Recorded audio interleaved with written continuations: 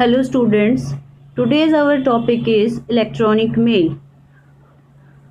What is a mail system. जो आपका traditional mail system है उसके बारे में आप लोग जानते ही होंगे कि जैसे भी हम कोई भी लेटर लिखते हैं फिर उसको लेटर बॉक्स में डाल देते हैं। लेटर बॉक्स से जो हमारा पोस्टमैन है वो लेटर को लेता है वहाँ से और मेन पोस्ट ऑफिस में जाके उसको डिलीवर करता है। फिर मेन पोस्ट ऑफिस में फिर से उस लेटर का जो डेस्टिनेशन है उसको रीड किया जाता है और ये देखा जाता है कि लेटर को कहाँ पे सेंड करना है। जैसे कि हमने कोई लेटर लिख दिया और हमें उसको कहाँ पे सेंड करना है, फॉर एग्जांपल मुंबई उसको सेंड करना है तो क्या होगा, हमने सोनीपत से लेटर दिया, हमारे सोनीपत के मेन पोस्ट ऑफिस में गया, वहाँ से आपका उससे जो और हेड पोस्ट ऑफिस है, बड़ा पोस्ट ऑफिस है दिल्ली, वहाँ पे उसको भेज दिया जाएगा। वहाँ से फिर देखा जाएगा कि किस रूट के थ्रू हम उसको डिलीवर करेंगे ताकि वो अपने मेन डेस्टिनेशन पे चला जाए। इसी तरीके से जो हमारा इलेक्ट्रॉनिक मेल है वो जो ट्रेडिशनल मेल सिस्टम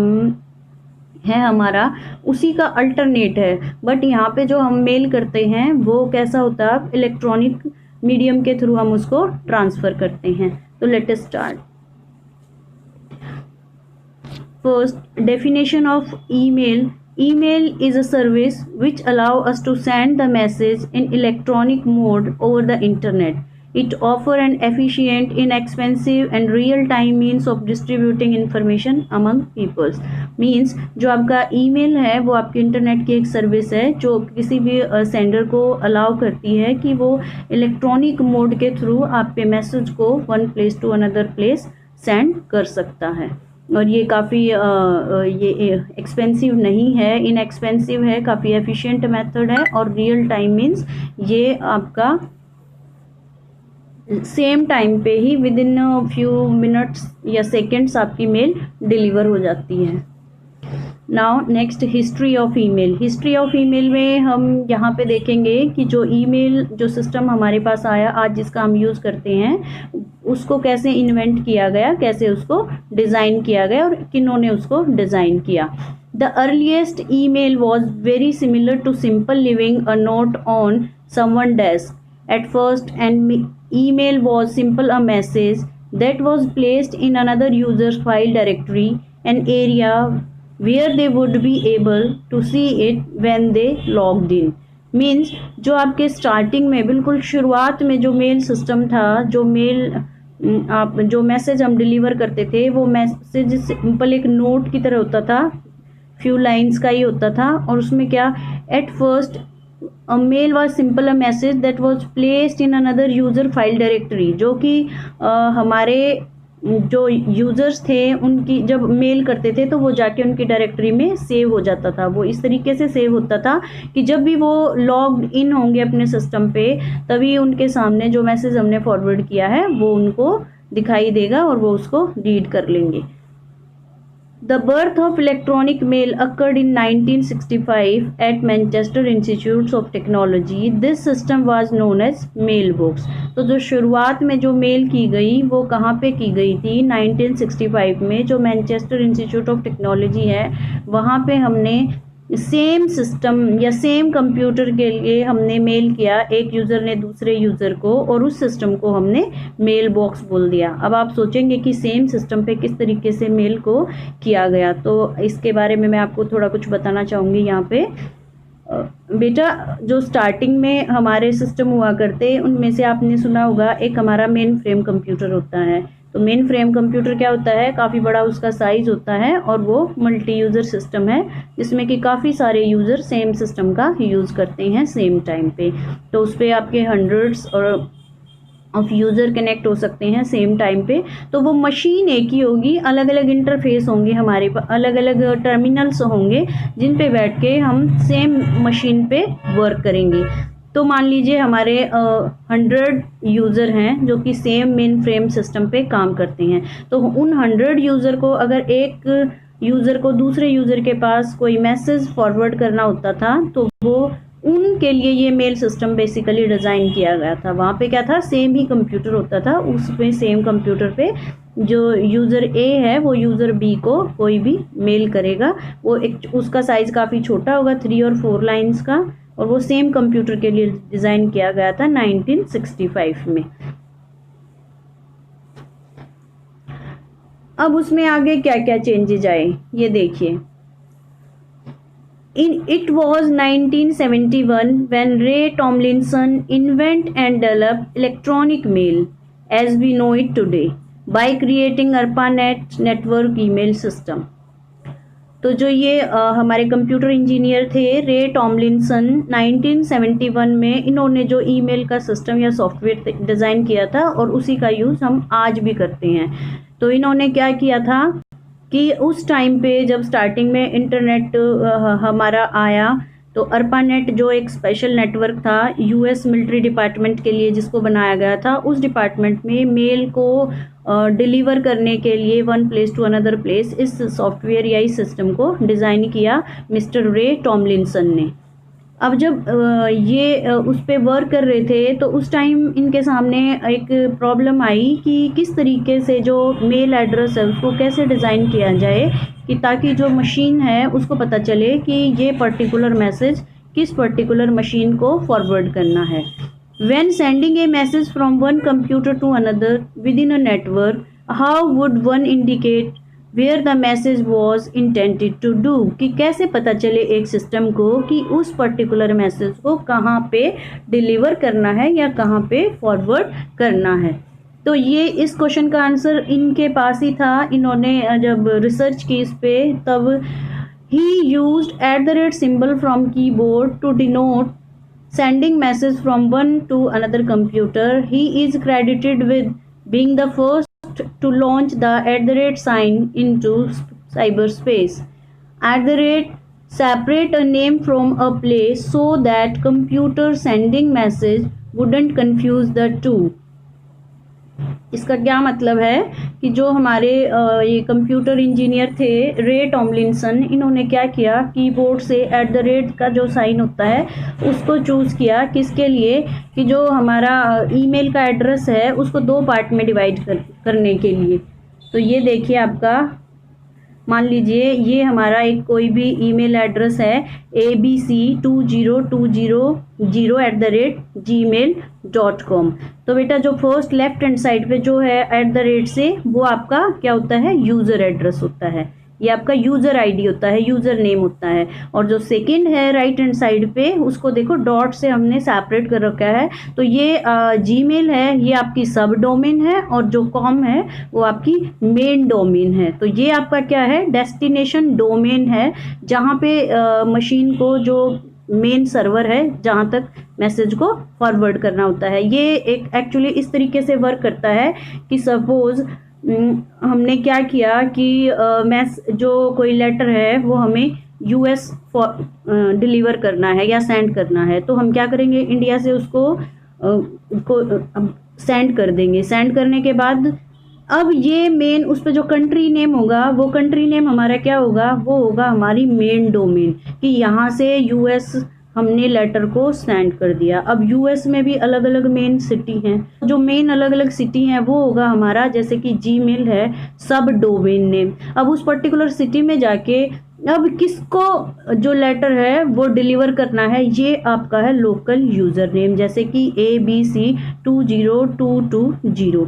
तो ये आपका इस तरीके से मेल एड्रेस होता है। और ये मेल एड्रेस किन्होंने दिया था हमें, जो हमारे कंप्यूटर इंजीनियर थे रे टॉमलिंसन ने। Next, how email appear to work and how email really work, कि हमें कैसा लगता है कि जो ईमेल सिस्टम है वो कैसे वर्क करता है और एक्चुअल में वो कैसे वर्क करता है। हमें लगता है कि जो हमारा सेंडर है उसने मेल को कंपोज किया और रिसीवर के पास सेंड कर दिया और रिसीवर को आपकी मेल रिसीव होगी, लेकिन एक्चुअली ऐसे इतना सिंपल होता नहीं। बीच के जितने भी स्टेप होते हैं वो दोनों सेंडर और जो रिसीवर है दोनों के ट्रांसपेरेंट होता है, उन्हें तो लगता है ऐसा कुछ भी नहीं हुआ, बट एक्चुअली जो आपका नीचे जो डायग्राम दिया है ये सारे स्टेप फॉलो किए जाते हैं। अब देखिए एक आपका सेंडर होगा और दूसरा रिसीवर होगा जिसको मेल जाएगी, सेंडर वो जो मेल को सेंड करेगा। तो जो सेंडर और रिसीवर होते हैं उनके पास अपने अपने दो एजेंट होते हैं, एक आपका होता है मेल यूज़र एजेंट और एक आपका होता है मेल ट्रांसफ़र एजेंट और मेल डिलीवरी एजेंट। जैसे कि ये नीचे लिख रखा है MDA MTA। तो MDA मेल डिलीवरी एजेंट है और एक ये क्या है MTA मेल ट्रांसफ़र एजेंट। ये एक्चुअली क्या होते हैं, ये एक सॉफ्टवेयर होते हैं, क्लाइंट सॉफ्टवेयर और सर्वर सॉफ्टवेयर। ये MTA एज ए क्लाइंट और सॉफ्टवेयर दोनों तरीके से वर्क करता है। और ऊपर आपका जो मेल यूज़र एजेंट होता है वो एज ए क्लाइंट ही आपका वर्क करेगा। तो जो आपका सेंडर और रिसीवर होता है दोनों के पास ये आपके सॉफ्टवेयर अवेलेबल होते हैं। तो ये सॉफ्टवेयर क्या करेंगे, अब ये देखिए फॉर एग्जाम्पल जैसे सेंडर ने एक मेल को कंपोज किया, उसने कंपोज पे क्लिक किया, मेल उसमें टाइप किया जो भी करना था या अटैचमेंट वगैरह जो भी डाली, और उसने सेंड बटन पे क्लिक कर दिया। अब सेंड बटन पे जैसे ही उसने क्लिक किया, यहाँ पे जो हमारा ये यूज़र एजेंट है MUA, इसका जो स्टेप है यहाँ पे, इसका वर्क कंप्लीट हो गया। इसने क्या किया, यहाँ से ये जो फर्स्ट स्टेप है हमारा ये कंप्लीट हुआ कि जो सेंडर मेल क्लाइंट था या यूज़र एजेंट था, उसने उसको एनवलप में डाल के और सेंड पे क्लिक कर दिया। सेंड पे क्लिक करने के बाद वो कहाँ आएगा, ये जो सेंडर का MTA है यानी मेल ट्रांसफ़र एजेंट है, इसको फॉरवर्ड कर दिया और उसका काम वहाँ पे कंप्लीट हो गया। अब जो ये हमारा ये मेल ट्रांसफ़र एजेंट है, इसका वर्क तब तक चलेगा जब तक कि वो जो मैसेज है वो लास्ट में हमारा कहाँ तक, डेस्टिनेशन जो रिसीवर है वहाँ तक डिलीवर नहीं हो जाता। अब ये क्या करेगा, MTA क्या करेगा, जैसे कि हमने लेटर को लिख दिया और लेटर बॉक्स में डाल दिया, हमारा काम ख़त्म हुआ। उसके बाद पोस्टमैन का काम शुरू होगा। तो यहाँ पे जो MTA है वो पोस्टमैन की तरह वर्क करेगा। वो क्या करेगा, उसको मेन जो सर्वर है हमारा सेंडर मेल सर्वर, वहाँ पे ट्रांसफ़र कर देगा। तो जो हमारा पोस्टमैन होता है वो क्या करता है, जो लेटर बॉक्स है वहाँ से लेटर लेगा और जो मेन पोस्ट ऑफिस होगा वहाँ पे उसको डिलीवर कर देगा। यहाँ पे इसका काम हुआ। तो मेन पोस्ट ऑफिस से अब उसका डेस्टिनेशन एड्रेस को चेक किया जाएगा। अब डेस्टिनेशन एड्रेस चेक करके उसको फर्दर जो नेक्स्ट उसका रूट का जो मेन आपका सर्वर होगा वहाँ पे ट्रांसफ़र किया जाएगा। ये देखो ये राउटर है, ये राउटर आपको रूट बताएंगे कि फर्दर आप मैसेज को कहाँ ट्रांसफ़र किया जाए। और इस तरीके से इन बिटवीन काफ़ी सारे MTA मेल ट्रांसफ़र एजेंट होते हैं। जैसे इस मेल ट्रांसफ़र एजेंट ने इस मेल ट्रांसफ़र एजेंट को फॉरवर्ड किया, इसने नेक्स्ट को फॉरवर्ड किया, अब ये नेक्स्ट को फॉरवर्ड कर देगा इस तरीके से। अब ये लास्ट में क्या होगा कि यहाँ पे जो लास्ट हमारा जो रिसीवर का मेल ट्रांसफ़र एजेंट है उसके पास जाने से पहले जो ये इन बिटवीन क्या होगा, अगर कोई भी स्पैम वायरस वगैरह है तो उस मेल को यहीं पे ड्रॉप कर दिया जाएगा और उसके कॉरस यहाँ पे ड्रॉप कर दिया जाएगा और इसका कोई भी एक्नॉलेजमेंट सेंडर के पास नहीं जाएगी और आपकी मेल यहीं पे ड्रॉप हो जाएगी, रिसीवर के पास नहीं जा पाएगी। अगर इस तरीके का सिस्टम फायरवॉल वगैरह उन्होंने सेट कर रखा है तो। और अगर उसमें कोई भी वायरस स्पैम वगैरह नहीं है तो जो आपका रिसीवर का जो आपका मेल ट्रांसफ़र एजेंट है, सॉफ्टवेयर है, ये सर्वर है, उसके पास आपकी मेल ट्रांसफ़र कर दी जाएगी। अब उसका क्या वर्क होगा कि सपोज आपका जो रिसीवर है वो लॉगिन फ़िलहाल नहीं है, लॉगिन नहीं है तो वो यहाँ पे सारी जितनी भी उसकी मेल्स होंगी वो यहाँ पे स्टोर करके रखेगा। अब जैसे ही आपका लॉगिन करेगा जो क्लाइंट है, उसी टाइम पे जो क्लाइंट का यूज़र एजेंट है वो ये यूज़र एजेंट की रिस्पॉन्सिबिलिटी होगी कि जितनी भी यहाँ पे स्टोर्ड हैं उसकी मेल उन सब को इस तक ट्रांसफ़र कर देगा। ये इस तरीके से आपका वर्क करता है ईमेल। ठीक है, हमें लगता है कि सिंपली हमने मेल को ट्रांसफ़र कर दिया, बट ऐसा नहीं होता क्योंकि हमें एक जगह से जब दूसरी जगह पे मेल ट्रांसफ़र करते हैं तो इन बिटवीन काफ़ी राउटर्स और काफ़ी मेल ट्रांसफ़र एजेंट से होते हुए हमारी जो मेल है वो डेस्टिनेशन तक जाती है।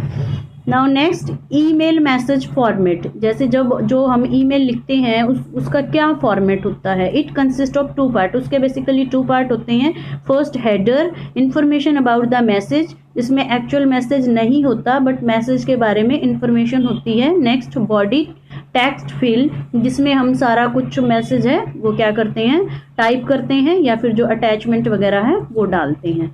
Now header contain information about, किसके बारे में इंफॉर्मेशन होती है हेडर में, from describe who send the message, यानी किसने मैसेज को भेजा है। जैसे कि मैंने किसी भी अपने एक स्टूडेंट को मैसेज फॉरवर्ड करना है, मेल करनी है, तो फ्रॉम में किसकी आईडी आएगी, यहाँ पे मेरी आईडी आएगी, और to the address to which the mail is send, तो टू में क्या आएगा कि जिसको मैंने मेल करना है, जो स्टूडेंट की abc@gmail.com, ये इसको मैंने मैसेज सेंड करना है, उसकी आईडी यहाँ पे आएगी। नेक्स्ट हमारी डेट होता है कि किस डेट को हमने जो मेल है वो क्रिएट की है और सेंड की है। नेक्स्ट आता है subject, user summary of the message content, कि जो पर्टिकुलर मैसेज या हम ईमेल करने जा रहे हैं उस ईमेल में क्या कंटेंट है। जैसे कि मैं आपको मान लो फर्स्ट यूनिट के नोट्स आपको भेज रही हूँ, तो मैं उस यूनिट का नाम लिखूंगी नेटवर्किंग या ईमेल नोट्स,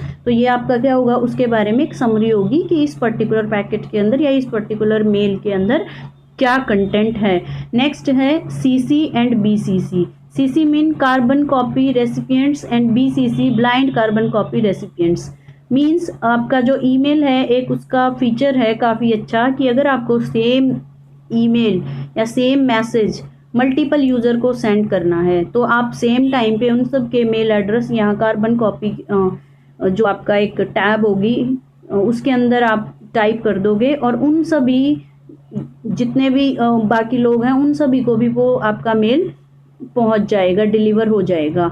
ठीक है, तो बेसिकली दोनों का सेम ही वर्क है, पर इन दोनों में एक डिफरेंस है। वो क्या डिफरेंस है कि जैसे कि मैं 10 स्टूडेंट को कोई मेल भेजूंगी, अपने जितने भी मेरे स्टूडेंट हैं, तो उन सब की मेल आईडी जो सीसी में अगर मैं डालती हूँ तो उन सभी को पता चलेगा कि ये पर्टिकुलर मेल मेरे अलावा और किस किस को सेंड की गई है। और ब्लाइंड कार्बन कॉपी में क्या होता है, उसमें क्या करते हैं, जैसे मैंने आगे 10 स्टूडेंट को मेल भेजी, तो उसमें ये पता नहीं चलेगा कि ये पर्टिकुलर मेल, उसे लगेगा कि ये सिर्फ मुझे ही भेजी गई है, वहाँ पे वो बाकी के जो एड्रेस हैं वो हाइड हो जाते हैं। ये डिफरेंस होता है सीसी में और बीसीसी में।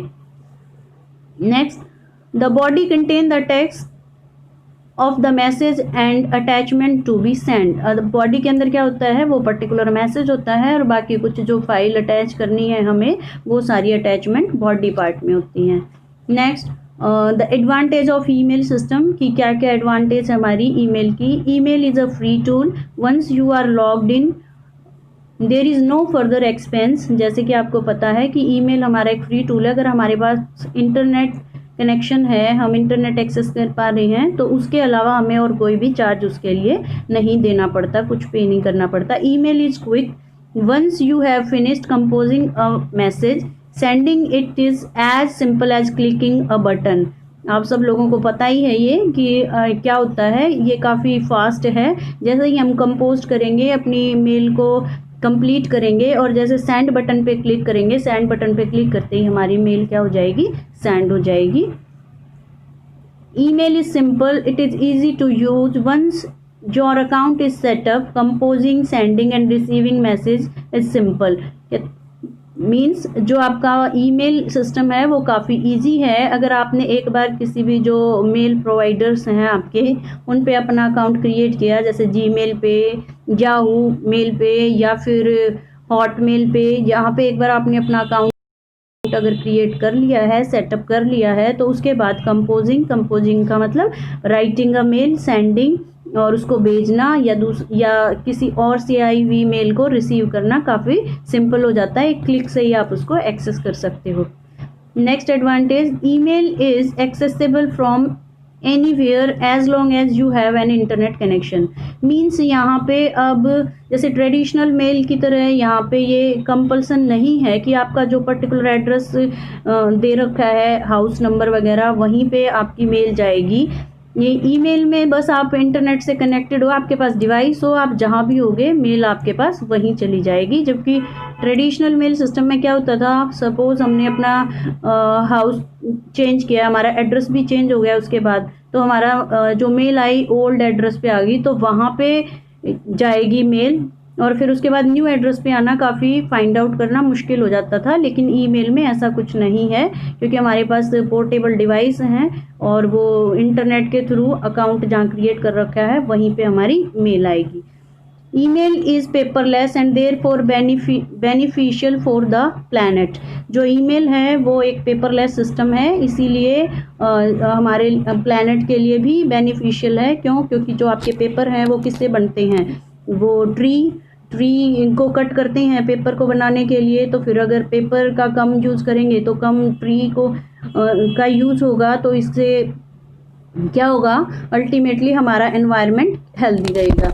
Email allow for mass sending of message, you can send one particular message to several recipient all at once. जैसे मैंने आपको पीछे भी फीचर में बताया था कि सीसी और बीसीसी जो हमारे मेन जो ऑप्शंस हैं उनमें क्या करते हैं, मल्टीपल यूज़र को सेम मेल ट्रांसफ़र करते हैं। तो ये काफ़ी अच्छा फीचर है ईमेल का, जिसमें हम मल्टीपल यूज़र को सेम टाइम पे सेम मेल ट्रांसफ़र कर सकते हैं। Next, disadvantage of email. There are some disadvantage also, like email could potentially cause information overloaded, some message may be dismissed or left unread। कहते हैं कि अगर email काफ़ी लोडेड है, काफ़ी सारे मेल्स आते हैं, तो उसमें कुछ ऐसा हो जाता है कि कुछ मैसेज या तो बीच में ड्रॉप हो जाएंगे। जैसे कैसे ड्रॉप होंगे, मान लो कोई वायरस आ गया उसके अंदर या कुछ ऐसा लगा, तो इन बिटवीन जो फायरवॉल है उसका या फिर जो उसमें सेंडर का एड्रेस है वो स्पेसिफाई नहीं है पर्टिकुलर, तो उसको क्या कर दिया जाएगा, ड्रॉप कर दिया जाएगा। या फिर बहुत ज़्यादा अगर ईमेल हैं तो कुछ ऐसी रह सकती हैं जिनको हमने रीड ही नहीं किया। Email can cause misunderstanding because email does not include non verbal communication, recipient may misinterpret the sender message. कहता है कि यहाँ पे हमारी नॉन वर्बल कम्युनिकेशन तो हो नहीं पाती, फेस टू फेस हमको हमारी कम्युनिकेशन दो टाइप की होती हैं, वर्बल और नॉन वर्बल। वर्बल में जो हम कुछ बोल के बताते हैं, नॉन वर्बल में जो कि हमारे पोस्चर वगैरह से जो चीज़ों का पता चलता है, नॉन वर्बल। यहाँ पे फेस टू फेस कम्युनिकेशन है नहीं, तो नॉन वर्बल कम्युनिकेशन है। नॉन वर्बल कम्युनिकेशन नहीं होता, इसीलिए कई बार हो सकता है कि जो रिसीवर है हमारे मैसेज को, जो भी इंफॉर्मेशन है उसको गलत इंटरप्रेट करे। This is particular email message can contain virus. कई बार ऐसा हो सकता है कि जो हमारा ईमेल है उसमें वायरस हो, तो वो हमारे सिस्टम को क्या कर सकता है, इन्फेक्टेड कर सकता है। Thank you.